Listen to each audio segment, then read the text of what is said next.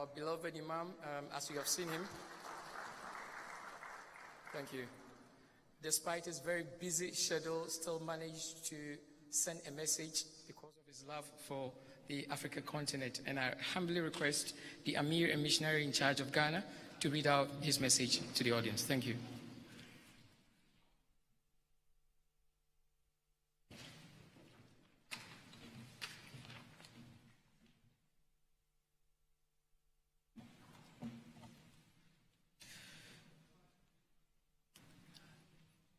A message to Ahmadiyya Muslim Peace Conference in Ghana. Distinguished guests, Assalamu alaikum wa rahmatullahi wa barakatuh. May peace and blessings of Allah be upon you. I am very pleased to learn that the Ahmadiyya Muslim community is holding a peace conference on such a large scale for the first time. I pray that the Almighty blesses this important event in all aspects, and I hope that all of the participants come to recognize that establishing peace in the world is the single greatest challenge facing mankind.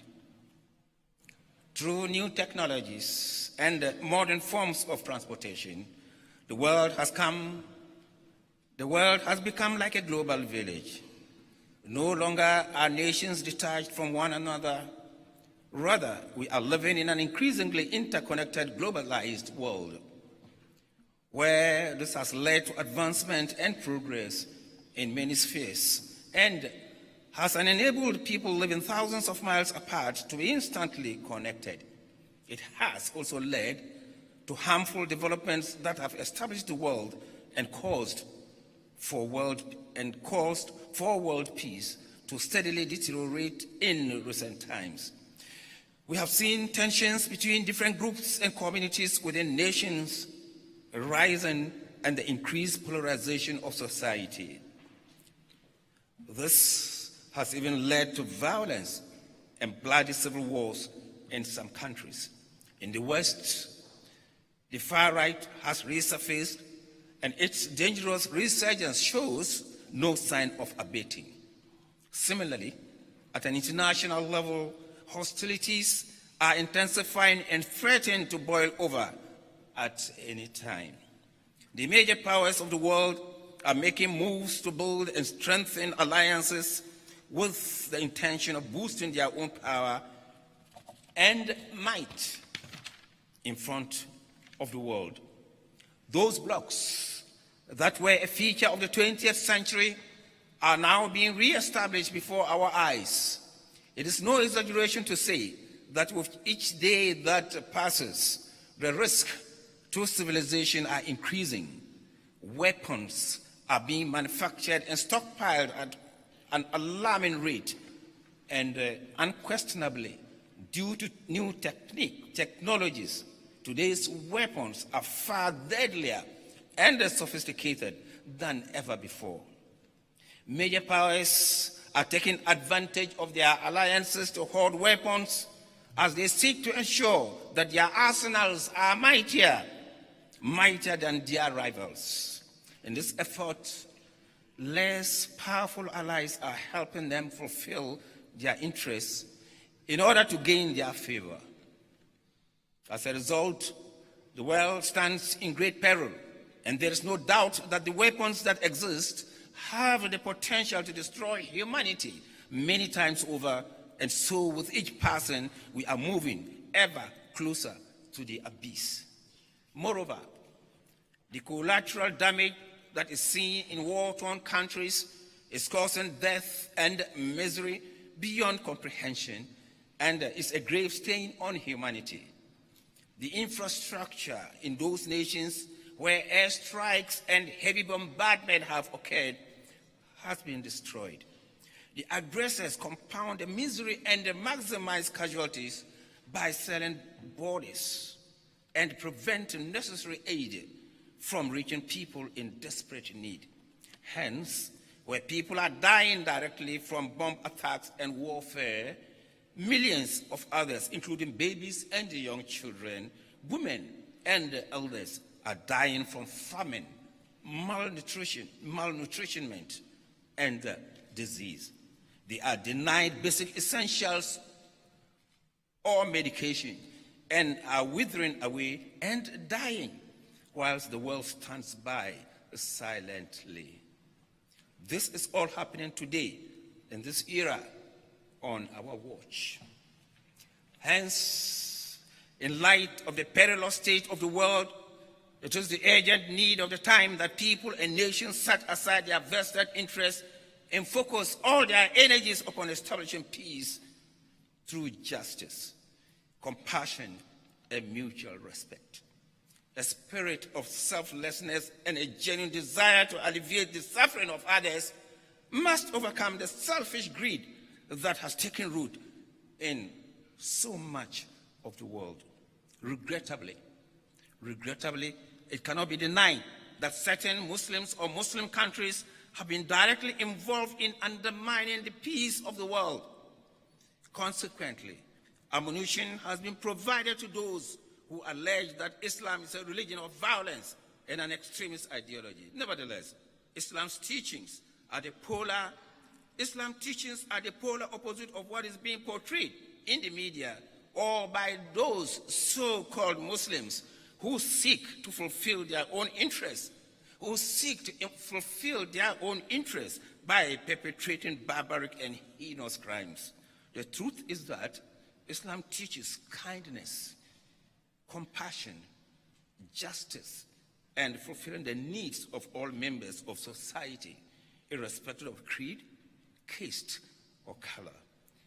It condemns and prohibits all forms of terrorism, extremism, or violence.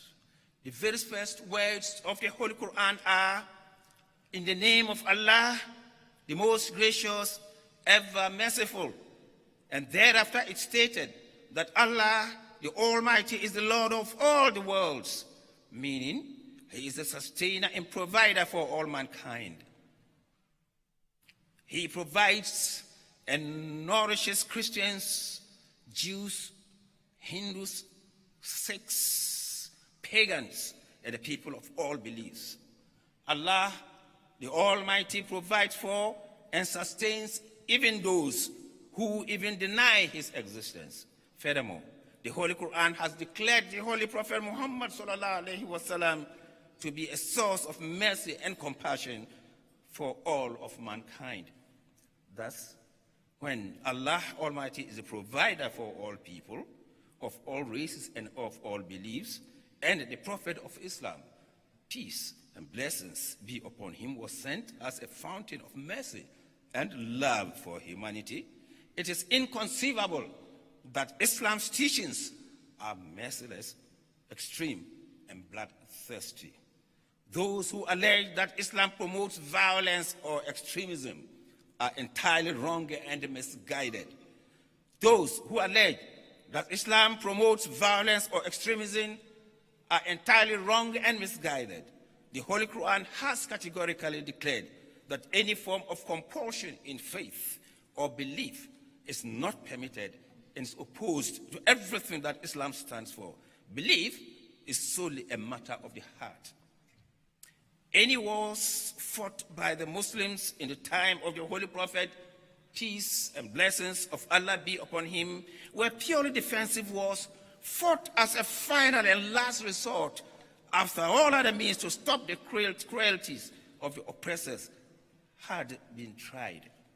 Even then, the Holy Quran and the Holy Prophet, peace and blessings of Allah be upon him, imposed extremely strict rules of engagement on the Muslims. For example, the Holy Quran instructed that during warfare, if at any point the aggressor made any moves towards peace or reconciliation, it ought to be accepted.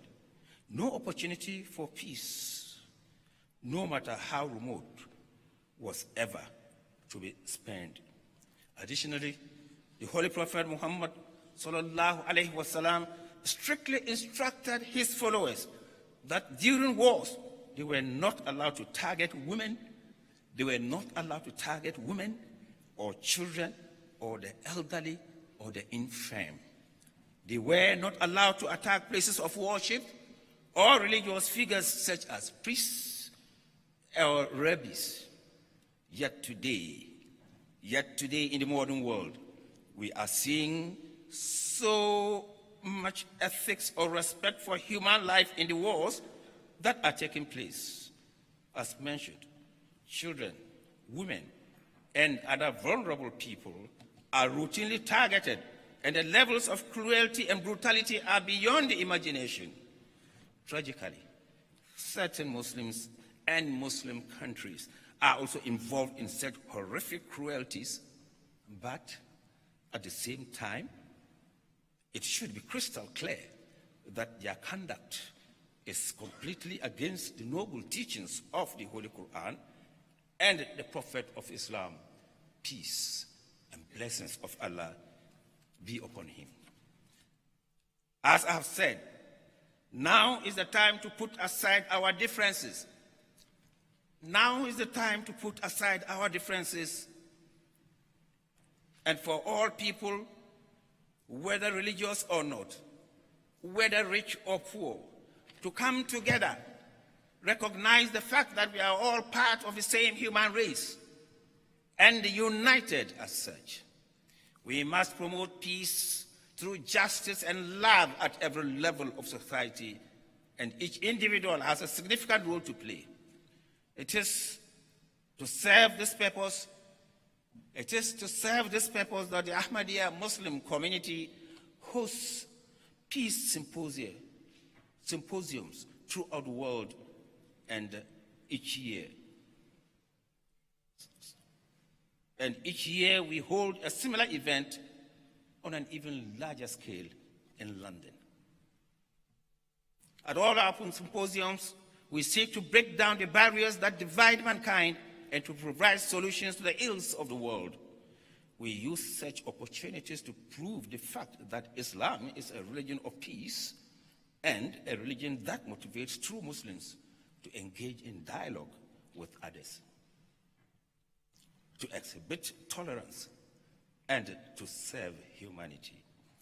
We present our ideas of how to develop peace and listen to the respective ideas and views of representatives of other communities. From an Islamic perspective, we urge governments and the world leaders to act with justice and argue that instead of developing opposing blocs and profiteering through the arms trade, nations should show regard for one another and fulfill each other's rights. We appeal to them to look at the long-term future of the world rather than to be blinded by short-termism and narrow self-interest. As stated earlier, the weapons of today are far deadlier than at any time in our history. Several countries have acquired nuclear weapons that have the potential to wipe away nations at the push of a button. If, God forbid, such arsenals are ever put to use, the catastrophic effects will last for generations and will result in children being born with mental and physical disabilities for many decades to come. Even those countries who do not possess nuclear weapons have acquired such destructive weaponry that can easily kill millions of people and leave behind a lasting trail of destruction. Is this the legacy we wish to leave behind for our children and future generations? Do we desire that they weep at the horrors we have left behind for them? Is it our hope that instead of remembering us with love and respect, they look back at us with hate and contempt? Do we want the coming generations to curse and scorn us? I reiterate that we must now focus on the peace and prosperity of the world. And in light of this, I'm pleased that African countries have not joined the ranks of those nations who are involved in the world's nuclear arms race. It is my belief that if the rest of the world continues to act unjustly, usurping the rights of others and interfering in other nations, they will ultimately destroy themselves. If and when that day comes, I believe that Africa may be the only continent. I believe that Africa may be the only continent that will have saved itself from annihilation. Moreover, where today Africa is looked down upon by many, and considered to be weak, your continent will be in a position to play a pivotal role in rebuilding the rest of the world. Thus, never underestimate yourselves or the potential of your nations. Rather, the African countries should ensure that they are ready to one day take on the mantle of leading the world. For this, you must ensure you do not become consumed by the evils that have plagued other nations.